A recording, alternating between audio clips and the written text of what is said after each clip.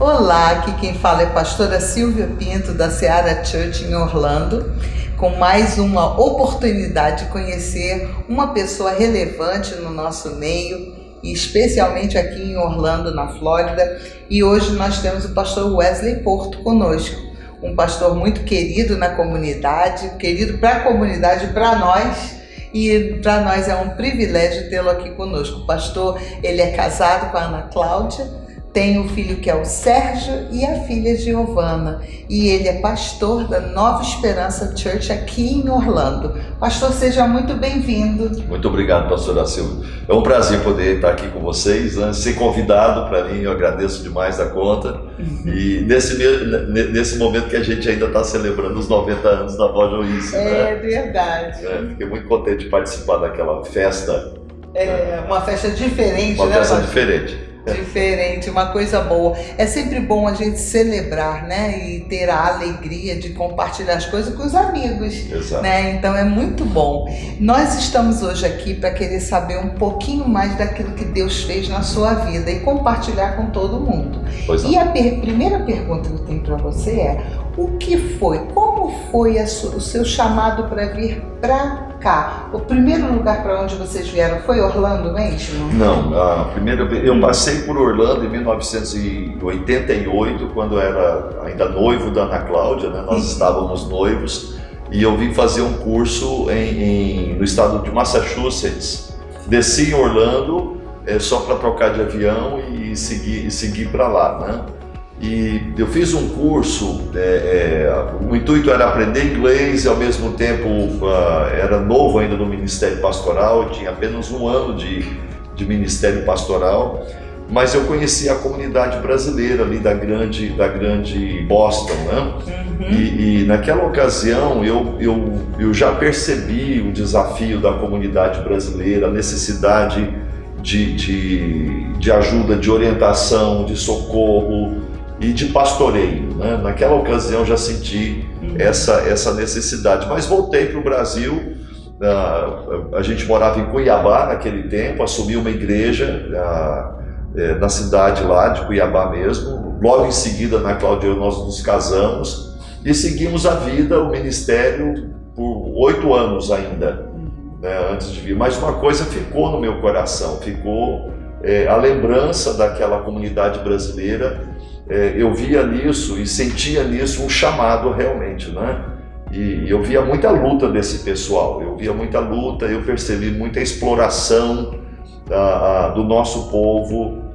Eu sentia assim, a dor da saudade, o fato de se ser imigrante, deixar a nossa comunidade, deixar a sua história para trás e vir.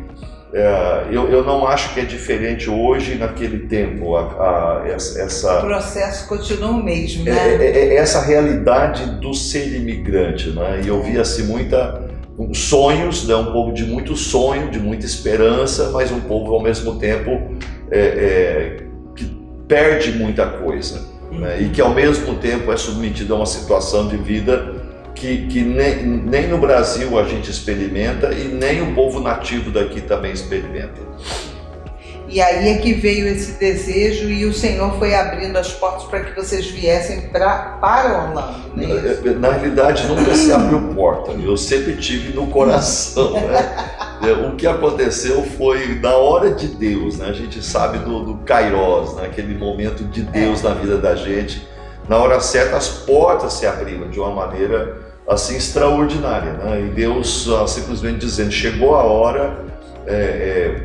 Aquele tempo de 8 anos foi um tempo de preparação no Brasil, né? Que a gente precisava passar por isso, aprendendo certas coisas, e esse amor pelo povo brasileiro, o amor pelo imigrante. E quando Deus abriu as portas, foi assim de uma forma inimaginável, cada história assim que assim, olha, só pode ser Deus fazendo isso, né? Deus faz, né? Deus faz. Eu sei que quando nós chegamos aqui em Orlando, nós logo vimos o caminhar, a Nova Esperança tinha só 3 aninhos, né? Isso. Então ela foi caminhando, a gente foi vendo a igreja se fundamentando e adquirindo seu próprio perfil, né? E nós vimos que se alguém falasse assim, o que você vê da Nova Esperança? O que eu vejo é uma igreja que é voltada para o trabalho, para assistir a comunidade. Porque vocês não ficam só no cuidado da igreja, mas ficam no cuidado da comunidade. Então eu me lembro muito bem de toda a atividade com o início, né, da vinda do consulado para cá, para poder facilitar para todo mundo na cidade, poder tirar seu passaporte, todos os documentos, né? E então assim, e como que isso aconteceu? Isso foi uma coisa que foi acontecendo ou foi uma coisa que já tinha no seu coração, então pelo que estava falando antes? Exato, né? Naquela primeira vez que eu tive em 88 lá na região de Massachusetts, eu me lembro desse nome, Neuza, que foi uma jovem que eu conheci. Ela era amiga de uma família americana com quem eu tinha amizade, que até me levaram ali em Nova York, né? A gente veio passar uns dias, passear no Queens, e lá eu conheci essa moça. Essa moça estava enfrentando um problema muito sério de imigração, com um processo de deportação. Ela tinha sido enganada por uns advogados, ou prejudicada por uns advogados no processo, e agora ela estava naquela situação e tentando sobreviver e se esconder ao mesmo tempo. É uma luta, né? Essa moça não era da igreja nem nada, mas quando ela ficou sabendo a respeito da minha presença, um brasileiro, um pastor, ela pediu para essa amiga, a nossa amiga em comum, que eu fôssemos até a casa dela para orar. Ali eu tive essa sensação, sentimento de misericórdia muito grande. Eu falei assim, olha, a gente pode fazer alguma coisa, a gente ir para uma pessoa que não tem voz na comunidade, né? E logo quando a gente chegou aqui, já em julho de 95, e a gente começou a trabalhar com a comunidade, a primeira iniciativa nossa, a primeira coisa que aconteceu conosco é que a gente foi muito ajudado. Haviam 2 famílias que nos ajudaram bastante aqui, e a gente aprendeu algumas coisas que eram as necessidades elementares dos brasileiros quando chegavam aqui, né? E em cima disso a gente foi desenvolvendo, né? Foi se dispondo a socorrer, a ajudar, a orientar, né? E aí foi se especializando também em outras coisas mais sérias, né? Por exemplo, visitar a cadeia. Para quem não sabe, a nossa experiência pastoral aqui em Orlando é muito assim, a gente aprende a fazer de tudo um pouco, e às vezes coisas que a gente nunca nem imaginou fazer na vida, né? Então, eu sei que a sua atividade sempre foi muito intensa. Então, assim, a gente sempre se encontrou por aí, né? O Fernando, meu esposo, sempre falava, eu encontrei com o pastor Wesley ali, Então, assim, porque a gente precisa ajudar, né? E a gente vê essa necessidade e a gente vai, estende a mão e vai fazendo. Antes de nós começarmos aqui a nossa entrevista, eu estava falando que nessa experiência, nesses anos que a gente está aqui, foram 45 partos que eu participei. E nesses 45 partos foi muito louco, porque eu sempre falei, Deus me livre, essa área nunca foi para mim. Eu sempre gostei da área corporativa, não tinha nada a ver com essa área médica. Deus me livre, sangue, corte, não era para mim. Mas quando a gente vê a necessidade. A necessidade, e a gente percebe que nisso está o chamado de Deus para conosco, né? Porque no Brasil é assim, geralmente essas situações todas, você estando no seu lugar, você estando na sua nacionalidade, você conhece os trâmites, já sabe onde ir, as pessoas que vão te acompanhar. Na pior das situações, você tem a casa da sogra para você correr para lá, para você morar para lá. A família, né, tá por perto. E quando você chega aqui, a pessoa, o nosso Patrício, ele não fala a língua, ele não sabe a quem buscar. Não tem nada. Né? Então, agora eu vejo nisso tudo um chamado do próprio Evangelho. Eu sempre entendi o Evangelho de Jesus como as boas novas, né? Sim. As boas novas. E a gente tem hoje a nossa teologia, e a gente é muito orientado pela cultura nossa que nós vivemos, que é uma cultura muito individualista. A salvação é para essa pessoa, você precisa crer. Não estou negando a realidade disso e a verdade nisso. Mas eu percebo nas páginas da Bíblia, especialmente nos Evangelhos, uma visão muito mais ampla de comunidade, né? Por exemplo, quando Jesus chama Zaqueu, o publicano, e Jesus disse, eu vou na sua casa, eu vou ficar na sua casa, Jesus se oferece, né? E a primeira expressão de Zaqueu, quando Jesus estava ali, sendo criticado porque Jesus se hospedara, né? Então a ideia de que Jesus não simplesmente foi comer na casa dele, Jesus acabou ficando na casa dele, né? A primeira expressão de Zaqueu é, eu vou, ele creu no Senhor Jesus, ele estava feliz por receber, né? Ele desceu com toda alegria, diz a palavra, mas agora ele diz assim, eu vou restituir a quem eu tenho defraudado 4 vezes mais, e a outra metade eu vou dar para quem precisa, né? Ele diz isso, e aí nesse momento Jesus disse, agora houve salvação nesta casa. Né? Ou seja, tem que ter uma ação, né? O fato da pessoa agora crer em Cristo faz com que agora ele se volte para o próximo, né? Isso. E eu sempre entendi, pastor, aqui que nós somos a geração dos bons samaritanos. Jesus nos chama exatamente para ser assim.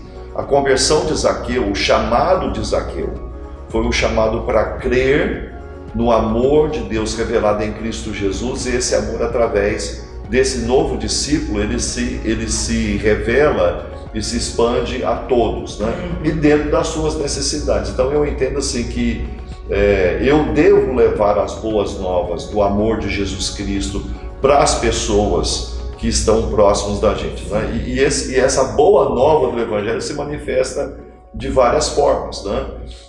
Muita gente que a gente alcançou de alguma maneira nunca pisou na igreja. Eu não sei o que Deus fez, por onde Deus levou, mas Deus colocou esse moribundo no nosso caminho, do nosso lado, né? E aconteceu dessa pessoa estar ali, a gente tem que colocar em cima do nosso jumentinho e levar para alguma hospedaria e fazer o que a gente puder fazer, que Deus nos dá condições de fazer. Mas eu entendo que essa é a visão do Evangelho. O Evangelho se manifesta em Jesus, o nosso coração, para poder se manifestar na vida de outras pessoas. Eu vejo de uma forma muito egoística aquela ideia de que hoje eu sou crente, Jesus me salvou e pronto. Né?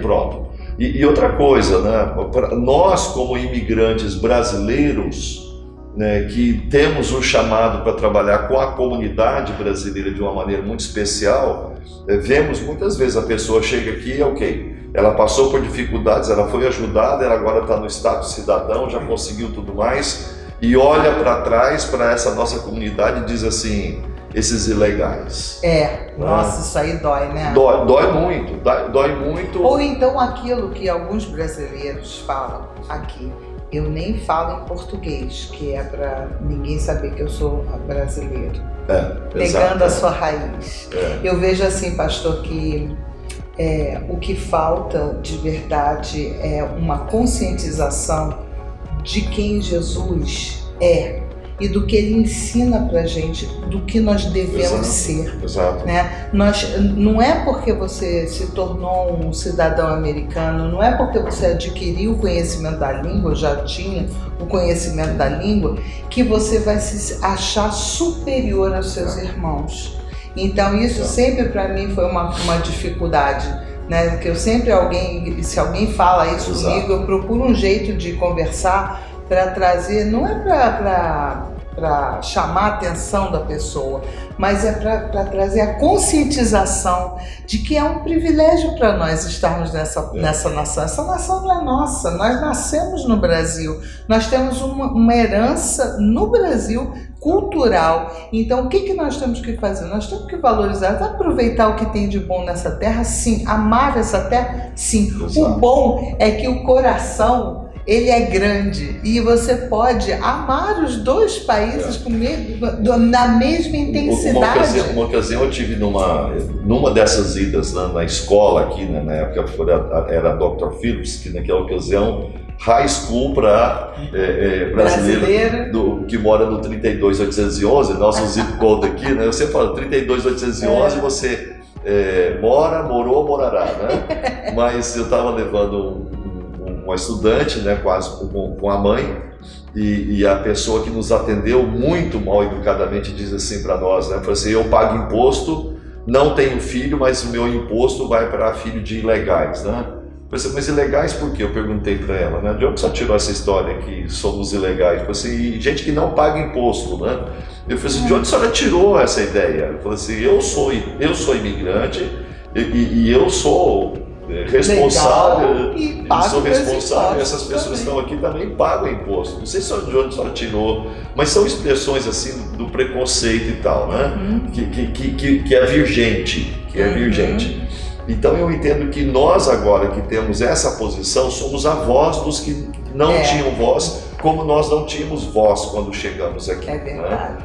Mas então eu entendo que esse é um chamado de Deus para nós. Né? Existe uma responsabilidade para com essa pessoa conhecer o Evangelho de Jesus, e a gente faz questão de trazer esse Evangelho para as pessoas que não conhecem a verdade salvadora e libertadora do Evangelho de Jesus, mas também a realidade que agora eu, como discípulo de Jesus, tenho essa responsabilidade de amor. O amor de Jesus por nós, ele é transbordante. Ele não pode ser contido numa caixinha de domingo na hora do culto. É verdade. Ele tem que se espalhar. Essa alegria pelo Evangelho de Jesus tem que ser espalhada, e muitas vezes o espalhar significa a gente ir em certos lugares que a gente normalmente não gostaria de ir, fazer certas coisas que a gente não gostaria de fazer. Né? Uma das coisas assim que a gente fez referência à prisão, nosso povo é muito preso aqui. É muito preso. É verdade. A gente acha por várias razões. Por várias razões, e muitas delas, a primeira vez que eu estive numa prisão visitando um conterrâneo meu da minha cidade natal, de Uberaba, né? Ele me abraçou chorando. Eu consegui, através do capelão, me encontrar com essa pessoa na capelania, dentro da sala da capelania, dentro do presídio aqui, que é um dos maiores do país, inclusive. Uma das maiores populações carcerárias é aqui em Orlando. E lá ele me abraçou, porque ele passou o Natal, o Ano Novo, todo esse tempo preso, e não tinha ninguém para pagar uma fiança, não tinha ninguém para fazer alguma coisa para que ele fosse solto. Ele me abraçou e disse: na minha cidade eu era oficial de justiça, que eu estou preso como criminoso. Né? E foi uma situação assim, tremendamente injusta que o assentou lá, mas ele foi esquecido. Né? E Deus nos deu todas as condições. Né? E a história aí ela tem vários detalhes, mas a maneira com que a gente conseguiu dinheiro para pagar a fiança daquele rapaz, e logo em seguida o caso foi dispensado, foi impressionante. Mas ele ficou ali uns 2 meses preso, e a família sem saber nada. Então quando a gente percebe o chamado de Jesus, para ele o Evangelho, a nossa entrada naquele lugar, a preocupação com o caso dele e a soltura dele foram as boas novas do Evangelho, né? Nós tivemos o privilégio dele vir para a igreja depois, que né? Benção, mas foi quando ele viu que Deus está preocupado comigo de alguma maneira, né? É verdade. Então, assim, resumindo a nossa conversa de hoje, eu digo que Deus, ele tem os seus propósitos, e ele nos traz para o centro da vontade dele quando nós nos rendemos a ele. E esse trabalho de pastoral aqui em Orlando é uma coisa muito importante. E cada igreja tem as suas características, assim, no cuidado da sua igreja e tudo. E todos nós fazemos parte de um só reino, que é o reino de Deus. Então, assim, nós queríamos dizer para você que Deus tem um propósito para com a sua vida, com a sua família, e que você não está sozinho. Existem homens e mulheres de Deus neste lugar, trazidos com um propósito para que possa realmente o amor de Deus invadir a sua vida, a sua família e trazer transformação. Pastor, muito obrigado por esse tempo precioso, e eu gostaria que você fizesse uma oração agora para que a gente possa... Pois não. Uma última palavrinha, pastora Silvia, se eu sou permitido. Sim, hoje a igreja desenvolve um trabalho, hoje nós temos um ministério chamado Ministério de Ação Social, dirigido por um grupo de irmãos e irmãs, e nesse trabalho nós temos um escritório de assuntos de imigração. né, credenciado pela própria imigração, mas é um trabalho que a gente faz justamente para que a custo bem mais baixo a gente possa fazer uma série de processos e ajudar as pessoas da comunidade brasileira que não podem, né, muitas vezes pagar um advogado, mas a gente pode ajudar com isso, que para nós é uma alegria poder fazer isso. É uma verdade. E como que as pessoas podem acessar? Qual é o contato?